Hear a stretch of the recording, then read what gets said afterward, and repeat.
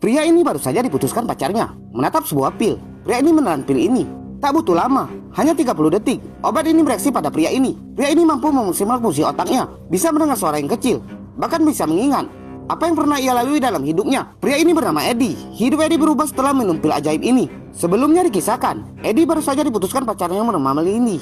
Hal ini dikarenakan Eddie adalah seorang pria pemalas. Bahkan sebelum berpacaran dengan Lindy, Eddie gugat cerai istrinya yang bernama Melissa. Eddie adalah seorang penulis pada sebuah penerbit. Namun karena Eddie malas, Eddie tak mampu menyelesaikan tulisannya. Bahkan selama 3 minggu, Eddie belum bisa menuliskan satu kalimat pun untuk bukunya. Eddie yang luntang-lantung.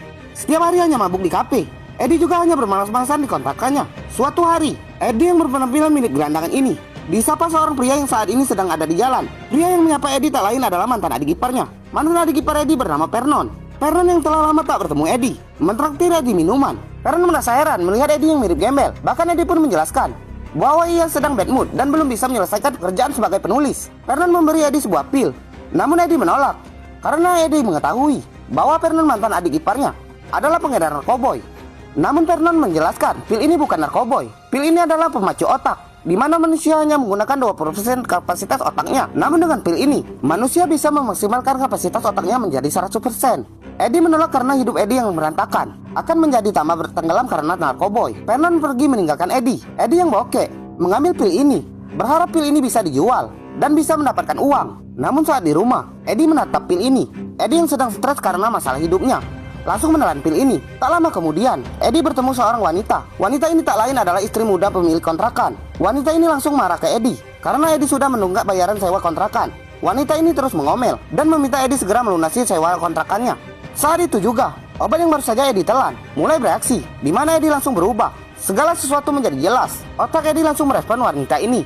Eddie menjelaskan kepada pemilik kontrakan bahwa wanita ini sedang stres karena tak mampu menyelesaikan tugas kuliahnya. Wanita ini terkejut. Eddie menjelaskan bahwa ia melihat buku yang wanita pemilik kontrakan bawa. Eddie memahami buku ini karena Eddie pernah membaca buku itu.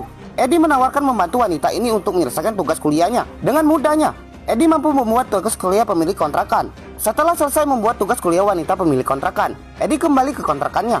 Eddie yang langsung merapikan kontrakan yang berantakan. Setelah selesai menata kontrakannya, Eddie mulai menulis buku yang telah 3 minggu tak ia kerjakan. Tanpa lelah, Eddie pun mendapat berbagai ide untuk diungkap ke dalam buku tulisannya. Eddie menulis hingga menyelesaikan buku hanya dalam beberapa jam.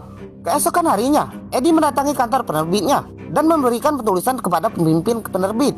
Saat Eddie pulang, pimpinan penerbit menelpon Eddie. Pimpinan penerbit merasa kagum akan tulisan Eddie. Bahkan pimpinan penerbit meminta Eddie membuat lebih banyak buku. Namun Eddie tak memperhatikan telepon dari pimpinan penerbitnya. Eddie mulai memikirkan hal-hal besar yang bisa membuatnya cepat kaya. Tentu saja, Eddie langsung menemui Vernon. Eddie meminta lagi pil yang telah ia minum beberapa hari lalu. Namun Vernon menjelaskan bahwa obat ini belum dijual di pasaran. Obat ini masih dalam tahap uji coba. Vernon meminta Eddie mengambil pakaiannya yang ada di laundry. Demi mendapatkan pil ini, Eddie bersedia melakukan apa saja. Dan saat Eddie pulang ke apartemen Vernon, Eddie melihat apartemen Vernon sudah diberantakan dan Vernon tewas. Eddie yang ketakutan mencoba menelpon polisi dan melaporkan kematian Vernon. Setelah menelpon polisi, Eddie berpikir pembunuhan Vernon pasti disebabkan ada orang yang mencari obat pil milik Vernon. Eddie mulai mencari pil milik Vernon. Eddie yang sudah lama kenal Vernon akhirnya mendapat pil itu dalam jumlah yang banyak. Lanjut part 2 ya guys.